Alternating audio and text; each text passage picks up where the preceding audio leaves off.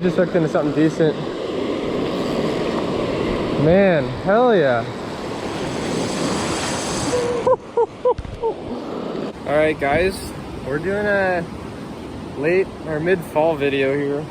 Hopefully we can get something decent, but it's obviously off season. We're gonna be using mussel meat and possibly anchovy if I need to.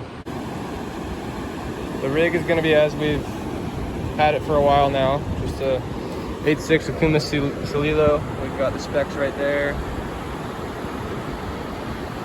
Penn Battle 2 4000 series, 15-pound tests, mono to fluoro, both 15.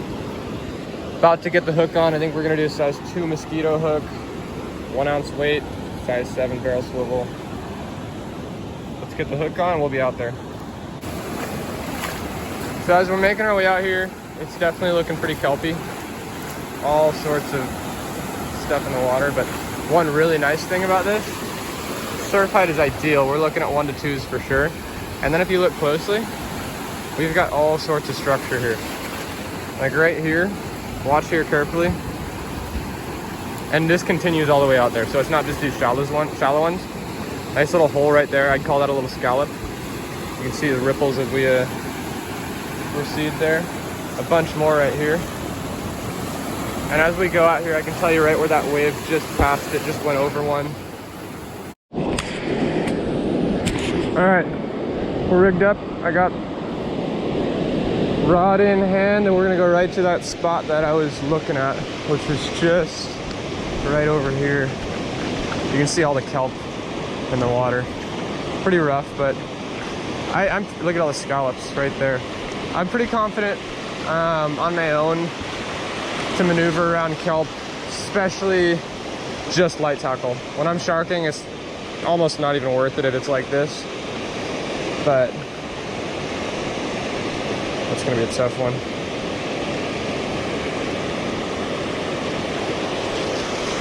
So we're doing mussel meat. Look at all this kelp. Like that's, I mean, if you're a beginner and this is like the first day you come out, the kelp's gonna deter you a lot. But I gotta say the surf height right now is pretty dang ideal, and short cast if you need to, but it looks like the kelp here is all bunched up in certain places. So just, if you come to conditions like this, just try to avoid them. I mean, try to avoid the kelp. Like right here, we've got a bunch of it, but I step to my right here. Granted, I think most of the structure I wanna hit is there, and it might be holding in the structure, but just try to avoid it. Try shallow cast. Shallow cast a lot of times with kelp is going to be helpful because there's just less line that's available to accumulate kelp. But you can't catch fish if you don't try. So we're trying. This is gorgeous. You can see all those ripples midway, right in front of that wave that's building. I'd almost guarantee that there are just numerous pockets like that scallop I pointed out earlier that's just making that whole section ripple. I think they're everywhere over there, and that's really good for everything Corbina, croaker. I'd imagine even perch would like that. Halibut might be there too. Yeah, you can see even like the seaweed that's getting on my line here, just a couple bounces and it's all off. So this is not bad at all. And again, I'm using a method that I like to kind of point out to people when I'm fishing with them, that since casting this out, I've worked maybe 30 yards of beach and I have yet to reel in once. So it's a very efficient method. And I'm literally, at this point, as I said earlier, I wanted to drift that right because the structure got closer in. It looks as if I'm just drifting my bait in one really long trough.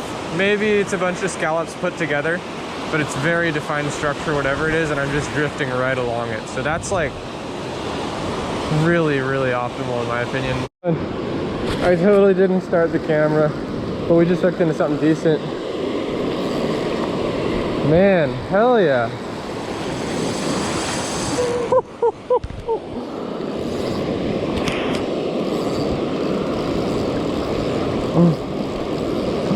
Not bad, not bad.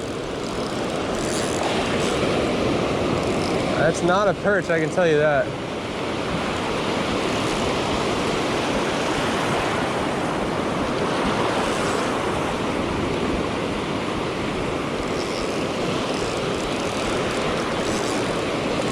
So we're using mussel meat right now because sand crabs are gone. That's a big corvina. Heck yeah.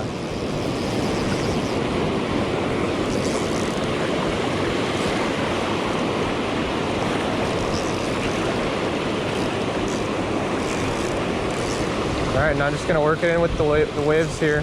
Hopefully it turns, and that's it.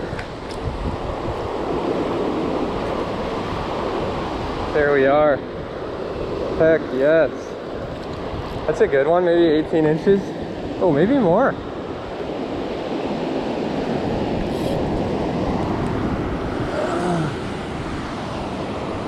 That's a pretty dang good fish.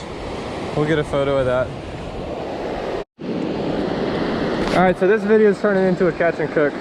I just went ahead and put it out of its misery, and now I'm going to gut it out while I'm still at the beach, so all I got to do is fillet it at home. Quick tip is, if you are filleting your fish at the beach, don't skin it because that's illegal. If a game warden comes up to you and they check and you got meat on you, and its fillet is without the skin, they have no way of identifying the fish that you caught. And they might just say, hey, that was a white sea bass and way sub-legal, and you're screwed. So I typically, if I do anything, just put them out of their misery, gut them, and put them on ice. I always have ice on me. So one more quick look at that. That's a freaking nice fish. I'll get a measurement. I'm thinking around 20, maybe a little more. Heck yes.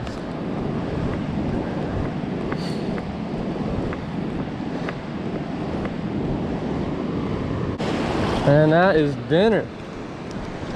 Gosh, it's been like, I don't know, 6 months since I kept something. Man, this is gonna be good. So I always keep a cooler and ice on me. One, for if I'm bringing bait like this. But two, if I'm bringing bait like this, then two, if I ever plan on keeping anything, like if I get a legal halibut or something like that. I'm not going for halibut today, but I always like to have ice on me because I like my fish to be fresh if I'm gonna kill one. And then I also like to keep my bag clean so I don't have to really hose it down. And I'll put it in a trash bag, put that under there, put the ice on top, and then, since seagulls are a mess,